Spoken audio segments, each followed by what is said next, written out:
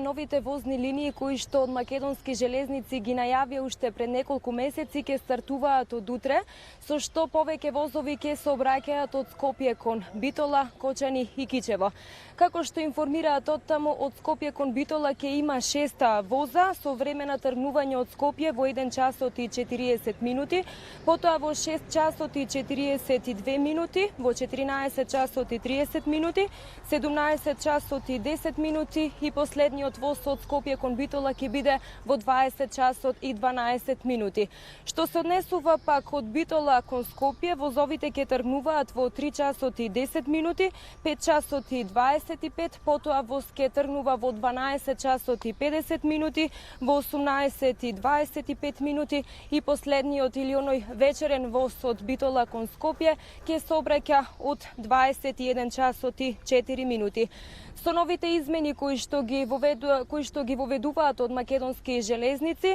кон Кичево ќе сообраќаат 2 воза кои од Скопје ќе тргнуваат во 2 часот и 50 минути и 16 часот и 50 минути, а од Кичево за Скопје ќе тргнуваат, односно ќе сообраќаат од 5 часот и 33 минути и 19 часот и 30 минути. Јас морам да кажам дека граѓаните со нетрпение го очекуваат ова воведување на новите линии кои што